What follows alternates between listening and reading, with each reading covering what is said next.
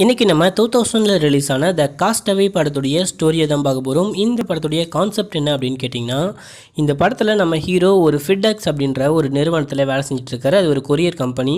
அந்த கம்பெனியுடைய ஃப்ளைட்லேயே நம்ம ஆள் மலேசியா போயிட்டுருக்காரு. போயிட்டுருக்கிறப்ப அந்த ஃப்ளைட் ஆக்சிடென்ட் ஆகிடுது. நடுவு கடலில் விழுந்துடுது. நம்ம ஹீரோ மட்டும் எப்படியோ தப்பிச்சிடுறாரு. மற்ற பைலட்ஸ்லாம் இறந்து போயிடுறாங்க. ஸோ நம்ம ஹீரோ மட்டும் தப்பிச்சு அங்கே தீவில் கரை ஒதுங்குறாரு. அதுக்கப்புறம் நம்ம ஹீரோ தப்பிச்சாரா இல்லையா அப்படின்னு சொல்கிற கதை தான் இந்த காஸ்டவே. சரி வாங்க இந்த படத்தை டீட்டெயிலாக பார்க்கலாம். அதுக்கு முன்னாடி நம்ம சேனலை சப்ஸ்கிரைப் பண்ணிவிட்டு பக்கத்தில் வர பெல்லையும் கிளிக் பண்ணுங்கள். இந்த படத்துடைய ஸ்டார்டிங் சீனில் ஃபிடெக்ஸ் கொரியர் கம்பெனியை காமிக்கிறாங்க. ஸோ அவங்க கொரியர்லாம் டெலிவரி பண்ணிட்டு இருக்கிறப்ப ஒரு சின்ன பையன் கையில் ஒரு கொரியர் கிடைக்குது. அந்த கொரியரை எடுத்துக்கிட்டு குடுகுன்னு ஓடுறான். நம்ம ஹீரோவை போயிட்டு பார்க்குறான். ஹீரோ வந்து அந்த கம்பெனியில் வந்து ஏதோ சூப்பர்வைசர் மாதிரியான ஒரு வேலை செஞ்சுட்டு இருக்காரு. ஸோ கொரியர்லாம் லேட்டாக வருது அப்படின்ற மாதிரி பேசிகிட்டு இருக்காரு. அது மட்டும் இல்லாமல் டைம் எவ்வளோ முக்கியம் அப்படின்றத பற்றியும் பேசிகிட்டு இருக்காரு. அந்த கொரியரை அவரே அனுப்பிச்சிருப்பாரு. இவ்வளோ லேட் ஆகுது, இன்னும் நம்ம சீக்கிரமாக அனுப்பணும் அப்படின்னு சொல்லிட்டு அவருடைய வேலையெல்லாம் ஸ்டார்ட் பண்ணுறாரு. ஸோ அது ஃப்ளைட்டில் வந்து மற்ற கண்ட்ரீஸ்க்குமே வந்து பார்த்திங்கன்னா இவங்க கொரியர்லாம் அனுப்பிச்சிட்டு இருக்காங்க. சீக்கிரம் ஆகட்டும் அப்படின்னு சொல்லிட்டு பயங்கர சின்சியரான ஒர்க்கர் மாதிரி காமிக்கிறாங்க. உடனே அவங்களுடைய கேர்ள் ஃப்ரெண்டுக்கு கால் பண்ணுறாரு. கால் பண்ணும்போது அவங்க ஃபோன் அட்டன் பண்ணல, அவங்க வீட்டில் இல்லை. ஸோ ரெக்கார்ட் பண்ணுங்க அப்படின்னு சொல்லிட்டு இவரும் ரெக்கார்ட் பண்ணுறாரு. நான் கூடிய சீக்கிரமே வீட்டுக்கு வந்துடுவேன், கொஞ்சம் வேலை இருக்குது, முடிச்சுட்டு வந்துடுறேன் அப்படின்னு சொல்லிட்டு. ஸோ பேட் நியூஸ் என்னன்னா, என்னுடைய பல்லு சரியில்லை, வந்தோடனே ஹாஸ்பிட்டல் போகணும் அப்படின்ற மாதிரி சொல்கிறாரு. அடுத்த சீனில் பார்த்தீங்கன்னா ஃப்ளைட் எப்போ கிளம்பும் அப்படின்ற மாதிரிலாம் கேட்டுட்டு அவங்க ஃப்ரெண்டுக்கிட்டே பேசிகிட்டு இருப்பார். ஸோ ஃப்ரெண்டு என்ன சொல்லுவார்னா, அவருடைய ஒய்ஃபுக்கு உடம்பு சரியில்லை அப்படின்ற மாதிரி சொல்லிட்டு இருப்பார். ஸோ நம்ம ஹீரோ வந்து என்னுடைய கேர்ள் ஃப்ரெண்ட் வந்து ஒரு டாக்டரை பற்றி சொல்லியிருக்கா, வந்து ரொம்பவே நல்ல டாக்டர், அவர்கிட்ட நீ காமிக்கலாமே அப்படின்ற மாதிரி சொல்லிட்டு இருக்காரு. ஸோ அடுத்த சீனில் பார்த்தீங்கன்னா நம்ம ஹீரோ வீட்டுக்கு போயிட்டு இருப்பாரு. அவங்களுடைய கேர்ள் ஃப்ரெண்டை போயிட்டு மீட் பண்ணுறாரு. அது வந்து கிறிஸ்மஸ் டைமாக இருக்கும். ஸோ அதனால் கிறிஸ்மஸ் பார்ட்டிலாம் செலிப்ரேட் பண்ணுறாங்க. ஸோ அடுத்த சீனில் வந்து நம்ம ஹீரோ எந்தெந்த ஊருக்கு போக போகிறாரு, எந்தெந்த டைமிங் இருக்குது அப்படின்னு சொல்லிட்டு டைம் டேபிள் போட்டுட்ருக்காரு. ஸோ அடுத்தது காரில் போயிட்டுருப்பாங்க. காரில் போயிட்டுருக்கிறப்ப நம்ம ஹீரோ வந்து ஹீரோயினுக்கு வந்து கிறிஸ்மஸுக்கு கிஃப்ட்டு கொடுக்குறாரு. ஒரு புக்கு மாதிரி, ஒரு நோட்டு மாதிரி இருக்குது. ஸோ அதே வந்து ஹீரோயின் வந்து ஹீரோக்கு ஒரு கிஃப்ட்டு கொடுக்குறாங்க. அவங்களுடைய தாத்தா யூஸ் பண்ணது அப்படின்னு சொல்லிட்டு ஒரு செயின் லாக்கெட் மாதிரி இருக்குது. அதில் டைம் வரும். ஸோ அதே டைமில் வந்து ஹீரோயினுடைய ஃபோட்டோவும் அதில் இருக்குது. அதை வந்து நம்ம ஹீரோ வாங்கிக்கிறாரு. அந்த கொரியர் கம்பெனியுடைய ஃப்ளைட்டே டெய்லி எல்லா கண்ட்ரீஸ்க்குமே போயிட்டு வரும். ஸோ அதே ஃப்ளைட்டில் ஏறி நம்ம ஹீரோ மலேசியா போயிட்டுருக்காரு. ஸோ போய்கிட்டே இருக்கிறப்ப திடீர்னு ஒரு சவுண்டு கேட்குது. நம்ம ஹீரோ ஏஞ்சி பார்க்குறாரு. ஸோ என்னென்னு பார்த்தா பைலட்ஸ்லாம் சொல்கிறாங்க, இந்த மாதிரி ரேடியோ சிக்னல்ஸ்லாம் கட் ஆகிடுச்சு, நம்ம வந்து எமர்ஜென்சி லேண்ட் பண்ண போகிறோம், எல்லாருமே சேஃபாக இருந்துக்கோங்க அப்படின்ற மாதிரி சொல்கிறாங்க. ஸோ கொஞ்ச நேரத்தில் என்ன ஆகுது அப்படின்னு சொல்லிட்டு பார்த்தீங்கன்னா எல்லார் கையிலையுமே வந்து ஒரு பேக் மாதிரி கொடுக்குறாங்க. அந்த பேக் என்னென்னு பார்த்தீங்கன்னா லைஃப் போட் இருக்கும், லைஃப் ஜாக்கெட் இருக்கும் அப்படின்ற மாதிரி கொடுக்குறாங்க. எல்லாருமே லைஃப் ஜாக்கெட் போட்டுக்கிறாங்க. ஸோ நம்ம ஹீரோ வந்து அந்த செயின் லாக்கெட் எங்கே அப்படின்ற மாதிரி தேடிட்டு இருக்காரு. அந்த ஃபோட்டோ இருக்கும் பார்த்தீங்களா, கெளி கொடுத்தாங்களா நம்ம ஹீரோடைய கேர்ள் ஃப்ரெண்ட், அது எங்கே அப்படின்னு சொல்லிட்டு தேடிட்டு இருக்காரு. கீழே விழுந்து கிடக்கும். அதை எடுத்துக்கிட்டு ஸோ திடீர்னு பார்த்தீங்கன்னா அந்த ஃப்ளைட் வந்து கடலில் விழுந்து நொறுங்குது. நம்ம ஹீரோ தத்தளிக்கிறாரு, என்ன பண்ணுறதுன்னு புரியல. ஸோ கையில் வந்து ஒரு பேக் கொடுத்துருக்காங்க பார்த்தீங்களா, அந்த பேக்கை பிடிச்சி இழுக்கிறப்ப அது வந்து ஒரு லைஃப் போட் மாதிரி மாறி மேலே போகுது. ஸோ நம்ம ஹீரோ அதை பிடிச்சிக்கிட்டே மேலே போகிறாரு. ஒரு இடத்துல மேலே போய்ட்டுறாரு. ஸோ வெளியே வந்து பார்த்தீங்கன்னா செம புயல் காற்றடிச்சிட்டு இருக்கு. வானிலை சரியில்லாத காரணத்தினால தான் பார்த்தீங்கன்னா ஃப்ளைட் ஆக்சிடென்ட் ஆகிருக்கு. ஸோ நம்ம ஹீரோ அந்த லைஃப் போட்டில் ஏறி அப்படியே உட்காந்துக்கிறாரு. அந்த இடத்துல செம்ம புயல் காற்றடிக்குது. அந்த இடத்துல அப்படியே விடிஞ்சிருது, புயல் காற்றெல்லாம் போயிடுது. நம்ம ஹீரோ அங்கே இருக்கிற ஒரு தீவில் கரை ஒதுங்குறாரு. ஸோ அவர் மட்டும்தான் அங்கே இருக்கிறாரு, மற்ற யாரையுமே அங்கே காணோம். ஸோ யாராவது ஹெல்ப் பண்ணுங்க அப்படின்ற மாதிரி கத்திட்டு இருக்காரு. அங்கே நிறைய கொரியர் பாக்ஸ்லாம் விழுந்து கிடக்குது. ஒன்று எடுக்க ஆரம்பிக்கிறாரு. அந்த லைஃப் போட்டு எடுத்துகிட்டு போய் சேஃபாக வைக்கிறாரு. ஸோ அதுக்கப்புறம் அங்கே போயிட்டு ஹெல்ப் அப்படின்னு சொல்லிட்டு அந்த கடற்கரையில் வந்து எழுதுறாரு பெரிய அளவில். ஸோ யாராவது காப்பாற்றணும், யாராவது ஃப்ளைட்டில் வந்தாங்கன்னா தெரியணும் அப்படின்ற மாதிரி எழுதுறாரு. ஸோ அடுத்ததாக அன்றைக்கி அப்படியே நைட் ஆகிடுது. செம்மையாக பயப்படுறாரு. ஏதோ திடீர்னு சத்தம்லாம் கேட்குது. நம்ம ஹீரோக்கு ஒன்றுமே புரியல, என்னடா பண்ணுறது அப்படின்ற மாதிரி பயங்கரமாக யோசிக்கிறாரு. ஸோ மறுநாள் காலையில் விடிஞ்சிருது. அந்த ஹெல்ப்னு எழுதின இடத்துக்கு போயிட்டு பார்க்குறாரு. அந்த கடற்கரையில் அந்த தண்ணிலாம் பட்டு அந்த ஹெல்ப்ன்ற வார்த்தை அலைஞ்சி போயிட்டுருக்கு. ஸோ நம்ம ஹீரோ அங்கே இருக்கிற கட்டைகள்லாம் போட்டு ஹெல்ப் அப்படின்ற வார்த்தையை உருவாக்குறாரு. ஸோ அடுத்தது அங்கே இருக்கிற இன்னும் கொஞ்சம் பாக்ஸில் எல்லாத்தையுமே எடுத்துகிட்டு போய் ஒன்றா வச்சுக்கிறாரு. வச்சுட்டு ஸோ என்னடா சாப்பிட்றது, பசிக்குதே அப்படின்ற மாதிரி பயங்கரமாக யோசிச்சுட்டு இருக்காரு. ஸோ அப்போ பார்த்தீங்கன்னா அங்கே இருக்கிற தென்னை மரத்துலேருந்து ஒரு இளநீ வந்து கீழே விழும். ஸோ கீழே விழுந்ததுக்கப்புறம் நம்ம ஹீரோ யோசிப்பார், அதில் சாப்பிட்லாம் சொல்லிட்டு அங்கே ஒரு பெரிய கல் இருக்கும். அந்த கல்லில் அந்த இளநியை தூக்கி அடித்து உடைக்க ட்ரை பண்ணுறாரு. ஸோ அது உடையில. ஒரு கட்டத்தில் ஒரு பெரிய கல் எடுத்து அந்த இளநியை உடைக்க ட்ரை பண்ணுறாரு. ஸோ அந்த கல் தான் உடையுது, இளநீ உடையில. ஸோ உடஞ்சி போன கல் வந்து பார்த்திங்கன்னா ஷார்ப்பாக மாறிட்டு இருக்கும். அந்த ஷார்ப்பாக மாறின கல்லை வச்சு அந்த இளநியை அறுத்து அப்படியே உடச்சி குடிக்கிறாரு. குடிச்சிட்டு அந்த தீவில் என்னதான் இருக்குது அப்படின்னு சொல்லிட்டு சுற்றி தேடிட்டு இருக்காரு. ஒரு சின்ன ஒரு குகை மாதிரி ஒன்று இருக்குது. ஸோ அந்த குகைக்கு பக்கத்தில் வந்து பார்த்திங்கன்னா ஒரு பெரிய மலை மாதிரி இருக்குது. அந்த மலை மேலே ஏறி பார்த்தா இந்த தீவில் என்னதான் இருக்குது அப்படின்னு சொல்லி தெரிஞ்சிடும் அப்படின்னு சொல்லிட்டு நம்ம ஹீரோ அந்த மலை மேலே ஏறி பார்க்குறாரு. ஸோ மலை மேலே ஏறி பார்க்குறப்ப அவர் கண்ணுக்கு ஏதோ ஒரு விஷயம் தெரியுது. ஸோ அதை பார்த்துட்டு நம்ம ஹீரோ பயங்கர வேகமாக கீழே இறங்கி வராரு. ஸோ கடற்கரைக்கு வந்துட்டு அங்கே ஏதோ ஒரு விஷயத்தை பார்த்தாரு பார்த்தீங்களா, அது என்ன அப்படின்னு சொல்லிட்டு பார்த்தீங்கன்னா ஒரு பைலட் இறந்து போய் கிடப்பாரு. ஸோ அவரை வந்து நம்ம ஹீரோ தூக்கிட்டு பயங்கரமாக அழுகுறாரு. அப்படியே கரைக்கு தூக்கிட்டு போகிறாரு. தூக்கிட்டு போயிட்டு நம்ம ஹீரோ கையில் ஷூ இருக்காது. ஸோ அதனால் அவருடைய ஷூவை எடுத்து வச்சுக்கிறாரு. ஸோ அடுத்ததாக ஒரு டார்ச் லைட் இருக்கும். அந்த டார்ச் லைட் ஆன் ஆகும். ஸோ அதனால் அதையும் எடுத்து வச்சுக்கிறாரு. ஸோ எடுத்து வச்சுக்கிட்டு அப்படியே நம்ம ஹீரோ அவரை தூக்கிட்டு போயிட்டு ஒரு பள்ளம் தோண்டி அந்த பள்ளத்தில் புதைச்சிட்டு ஸோ அவருடைய பிறப்பு இறப்பு அப்படின்னு சொல்லிட்டு எழுதிட்டு ஸோ நம்ம ஹீரோ அங்கேருந்து அப்படியே போயிடுறாரு. அன்றைக்கி நைட் ஆகிடுது. நம்ம ஹீரோ அந்த ஹீரோயின் கொடுத்த செயின் லாக்கெட்டையே பார்த்துட்டு இருக்காரு. ஸோ மறுநாள் பார்த்திங்கன்னா மழை பெஞ்சிருக்கும். மழை பெஞ்சு தண்ணி வந்து ஒரு சின்ன இலையில தேங்கி நிற்கும். அந்த தண்ணியை குடிச்சிட்டு ரொம்பவே சந்தோஷப்படுறாரு. ஸோ இலையில இருக்கிற ஒரு சொட்டு தண்ணியுமே சேமிக்கிறாரு. ஸோ அப்படியே அன்றைக்கி நைட் ஆகிடுது. நம்ம ஹீரோ கடலில் வந்து ஏதோ ஒரு கப்பல் போனதை பார்க்குறாரு. ஸோ அந்த கப்பலை எப்படியாச்சும் நம்ம பக்கம் திசை திருப்பணுமே அப்படின்னு சொல்லிட்டு கையாட்டுறாரு, கத்துறாரு, லைட் எடுத்து அடிக்கிறாரு. அது வந்து எந்த ஒரு ரெஸ்பான்ஸுமே இல்லை. ஸோ நம்ம ஹீரோ என்ன பண்ணுறாருன்னா அந்த லைஃப் போட்டை எடுத்துக்கிட்டு கடலுக்குள்ளே அந்த கப்பலை நோக்கி போகலாம். அந்த கப்பலில் இருக்கவங்க பார்த்துட்டாங்கன்னா நம்மளை காப்பாற்றிடுவாங்க அப்படின்னு சொல்லிட்டு போயிட்டே இருப்பார். ஸோ 1-2 அலை வரும். அந்த அலையிலேருந்து தப்பிச்சிருவார். கடைசியாக வந்து பார்த்திங்கன்னா ஒரு பெரிய அலை வரும். நம்ம ஹீரோ அதில் மாட்டிக்கிட்டு அப்படியே கீழே விழுந்துட்டாரு. ஸோ காலில் வந்து பார்த்திங்கன்னா செம்ம அடிபட்டுருது. அங்கே இருக்கிற பாறையெல்லாம் குத்தி அது மட்டும் இல்லாமல் அந்த லைஃப் போட்டுமே கிழிஞ்சிருது. ஸோ நம்ம ஹீரோ கொஞ்சம் கொஞ்சமாக கடற்கரைக்கு வராரு. செம்மடி காலில் அவரால் நடக்கவே முடியல. ஸோ ஒரு வழியாக கரைக்கு வந்துட்டாரு. செம்மையாக புயல் காத்தடிக்குது. சரியான மழை பெய்யுது. ஸோ அவர் வந்து ஒரு சின்ன குகை பார்த்தாரு பார்த்திங்கன்னா. அந்த குகைக்குள்ளே போயிட்டு ஒழிஞ்சிக்கிறாரு. ஸோ அதே டைமில் வந்து பார்த்திங்கன்னா செம்ம இருட்டாக இருக்கும். அந்த லைட் எடுத்து அடிக்கிறாரு. ஸோ லைட் எடுத்து அடிச்சுட்டு அந்த லைட் வெளிச்சத்துலேயே செம வலியோடு அப்படியே அங்கே படுத்து தூங்குறாரு. அந்த லைட்டில் இருக்கிற பவர்லாம் அப்படியே கொஞ்சம் கொஞ்சமாக காலி ஆகிடுது. அப்படியே விடியுது. ஸோ விடிஞ்சதுக்கப்புறம் நம்ம ஹீரோ ஏஞ்சி காலை பார்க்குறாரு. ஸோ செம்ம அடி, எப்படியாச்சும் இதுக்கு ட்ரீட்மெண்ட் கொடுத்து தான் ஆகணும் அப்படின்னு சொல்லிட்டு அவர் வந்து நிறைய பார்சல்ஸ்லாம் எடுத்து வச்சுருந்தார் பார்த்தீங்களா, அந்த கொரியர் பாக்ஸ்லாம். அதில் போயிட்டு ஸோ இதை பேக் பண்ணுறதுக்கு ஏதாவது கிடைக்குமா, நம்ம ஏதாவது ட்ரீட்மெண்ட் பண்ண முடியுமா அப்படின்னு சொல்லிட்டு அங்கே இருக்கிற பாக்ஸ் எல்லாம் பிச்சு பிச்சு பார்க்குறாரு. ஒரு பாக்ஸில் வீடியோ டேப் இருக்குது, ஒரு பாக்ஸில் ஒரு பால் இருக்குது, இன்னொரு பாக்ஸில் ஒரு ஸ்கீயிங் ஷூ இருக்குது, அப்படின்ற மாதிரி ஒரு கவுன் கூட இருக்குது. ஸோ இதெல்லாம் எப்படியாச்சும் யூஸ் பண்ண முடியுமா அப்படின்னு யோசிக்கிறாரு. கடைசியாக ஒரு கொரியர் பாக்ஸ் இருக்கும். அந்த கொரியர் பாக்ஸை மட்டும் நம்ம ஹீரோ பிரிக்காமல் பத்திரமா எடுத்து வச்சிடுறாரு. ஸோ அங்கே இருக்கிற கொஞ்சம் பொருள், கிடைச்ச பொருள் மட்டும் வச்சுக்கிட்டு அவர் காலில் ஒரு கட்டு மாதிரி போடுறாரு. அடுத்தது கிழிஞ்ச லைஃப் போட்டை வச்சுக்கிட்டு ஒரு டென்ட் மாதிரி அடிக்கிறாரு. டென்ட் அடிச்சுட்டு ஸோ நம்ம போயிட்டு மீன் பிடிக்கலாம், சாப்பிட ஏதாவது ஒரு விஷயம் வேணும்ல அப்படின்னு சொல்லிட்டு மீன் பிடிக்க போகிறாரு. ஸோ மீன் பிடிச்சி ஒரு மீனை பிடிச்சி வாயில் வைப்பார். டேஸ்ட்டு பயங்கரமாக இருக்கும், கேவலமாக இருக்குது அப்படின்னு சொல்லிட்டு நெருப்பு உண்டு பண்ணலாம், நம்ம வந்து சமைச்சு சாப்பிடலாம் அப்படின்ற மாதிரி ட்ரை பண்ணுறாரு. கட்டையுமே ஒன்றா உரசுனா நெருப்பு வருமா அப்படின்ற மாதிரி நம்ம ஹீரோ பயங்கரமாக ட்ரை பண்ணுறாரு.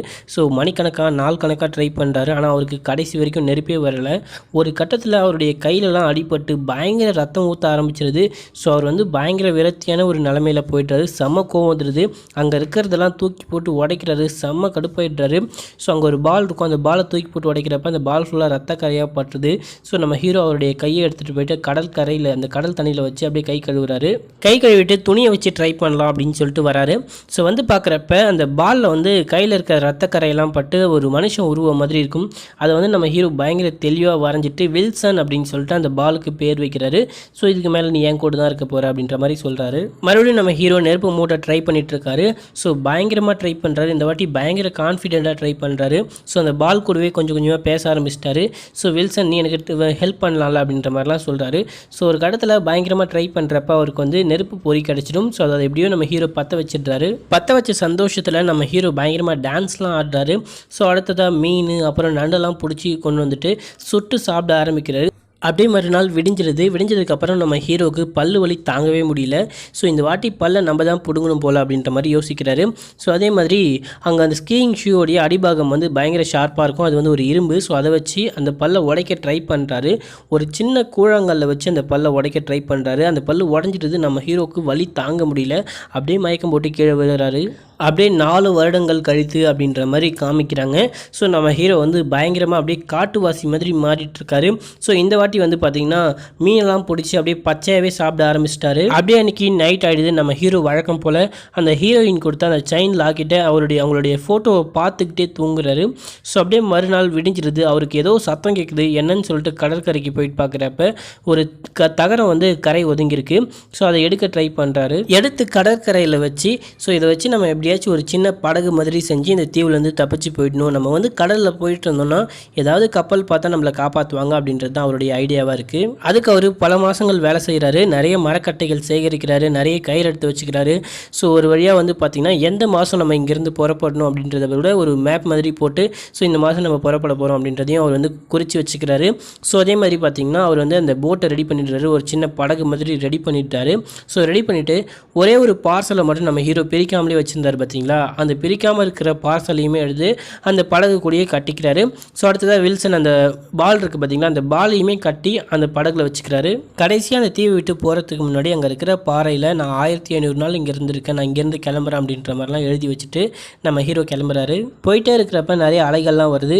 ஸோ வில்சன் நம்ம இந்த அலையை தாண்டிட்டா போயிடலாம், இந்த அலையை தாண்டிட்டா போயிடலாம் அப்படின்ற மாதிரி பேசிக்கிட்டு அவர் வந்து அந்த படகை ஓட்டிகிட்டு போயிட்டே இருக்காரு. ஸோ போயிட்டே இருக்கிறப்ப அந்த தகரத்தை வந்து ஒரு பாய்மரமாக யூஸ் பண்ணி அங்கேருந்து தப்பிக்கிறாரு. ஸோ கடைசியாக இந்த வாட்டி வந்து பார்த்திங்கன்னா நடுவில் கடல் கிட்ட வந்துட்டார். ஸோ கடல் கிட்ட வந்ததுக்கப்புறம் ஸோ வந்து அன்றைக்கி நைட் ஆகிடுது. நைட் ஆனதுக்கப்புறம் ஸோ பயங்கரமாக புயல் காற்றுலாம் அடிக்குது. கிட்டத்தட்ட அந்த ஒரு படகே வந்து பார்த்திங்கன்னா அந்த நிலைக்குள்ளையிற அளவுக்கு வந்துடுது. அப்படியே விடிஞ்சிருது. நம்ம ஹீரோ பயங்கரமாக ஒரு மயக்க நிலையில் இருக்கார். ஸோ அதே டைமில் அந்த வில்சன் அந்த பால் இருக்குது பார்த்திங்களா, அது வந்து கடலில் விழுந்துடுது. நம்ம ஹீரோ ஏஞ்சி பார்க்குறப்ப ஸோ வில்சன் எங்கே போன அப்படின்னு சொல்லிட்டு கத்த ஆரம்பிக்கிறாரு. ஸோ ஒரு கட்டத்தில் அந்த பால் வந்து நம்ம ஹீரோ கண்ணில் படும். ஸோ எகிரி குதிச்சு அந்த கடலில் எகிரி குதிச்சு அந்த பாலை எப்படியாச்சும் பிடிச்சிடலாம் அப்படின்னு சொல்லிட்டு போகிறாரு.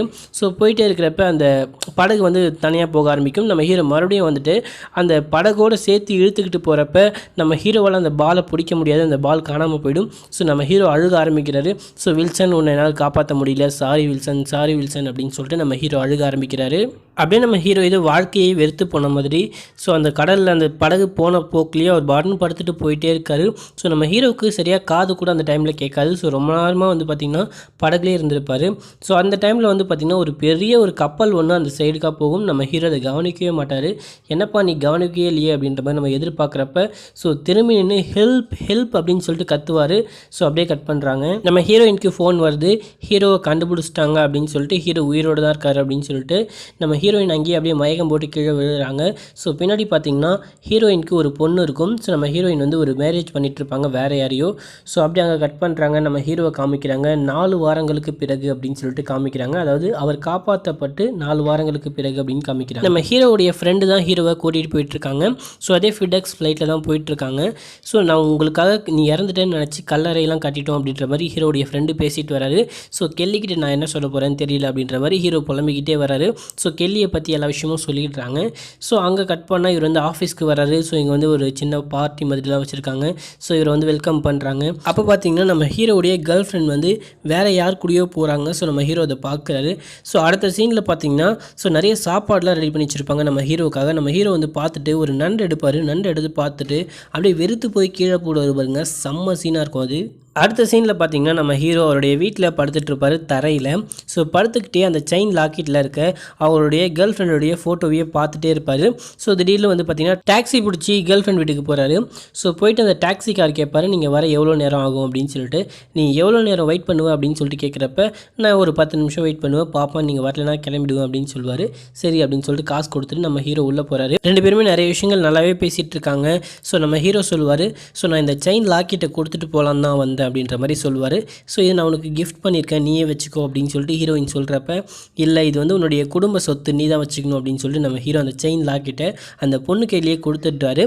ஸோ அதே டைமில் அந்த பொண்ணு என்ன பண்ணுவோன்னா, நம்ம ஹீரோ வந்து கடைசியாக அந்த காரை இந்த பொண்ணுக்கிட்டேயே விட்டுட்டு போயிட்டுருப்பாரு. அந்த காரோடைய கீயை கொடுத்து, இந்த காரை நான் தான் வச்சுருக்கேன் பாரு அப்படின்னு சொல்லிட்டு நம்ம ஹீரோ கையில் அந்த காரை கொடுக்குறா. நம்ம ஹீரோவும் காரை எடுத்துக்கிட்டு போயிட்டே இருக்காரு. ஸோ போகிறப்ப அந்த பொண்ணு வந்து செம்ம மழை பெய்யும், அந்த மழையிலையுமே ஓடி வருவா. ஸோ ஓடி வந்துட்டு, ஸோ நான் உங்களை ரொம்பவே மிஸ் பண்ணுறேன், ஐ லவ் யூ அப்படின்னு சொல்லிட்டு 2 பேருமே கட்டி பிடிப்பாங்க. ஸோ அங்கே சீனை கட் பண்ணுறாங்க. நம்ம ஹீரோவும் அவருடைய ஃப்ரெண்டும் பேசிகிட்டு இருக்காங்க. கெல்லி பண்ணதில் எந்த விதமான தப்புமே இல்லை, ஸோ நான் இறந்து போயிட்டேன்னு நினச்சிக்கிட்டு தானே அவள் செகண்ட் கல்யாணம் பண்ணிக்கிட்டா அப்படின்ற மாதிரி பேசிகிட்டு இருக்காங்க. மறுநாள் பார்த்திங்கன்னா நம்ம ஹீரோ காரில் வந்து அந்த பார்சல் கடைசியாக வந்து ஒரே ஒரு பார்சலை மட்டும் பிரிக்காமலே வச்சுருந்தார் பார்த்திங்களா, அந்த கொரியர் அனுப்புறதுக்காக. ஸோ அதை எடுத்துக்கிட்டு அவரே கொரியர் பண்ணுறதுக்காக போயிட்டுருக்காரு. அந்த அட்ரஸை கண்டுபிடிச்சி அவர் போயிட்டாரு. ஸோ போயிட்டு யாராவது இருக்காங்களான்னு பார்த்தா யாருமே இருக்க மாட்டாங்க. ஸோ நம்ம ஹீரோ வந்து ஒரு லெட்டர் எழுதி வைக்கிறாரு. This package sent my life அப்படின்ற மாதிரி எழுதி வச்சுட்டு தேங்க்யூலாம் போட்டுட்டு அந்த பேக்கேஜை வச்சுட்டு வந்துடுறாரு. அவருக்கு எங்கே போகிறதுன்னு தெரியல. ஸோ ரோட்டில் போயிட்டே இருக்கிறப்ப ஒரு பொண்ணு வந்து பேசுவாங்க.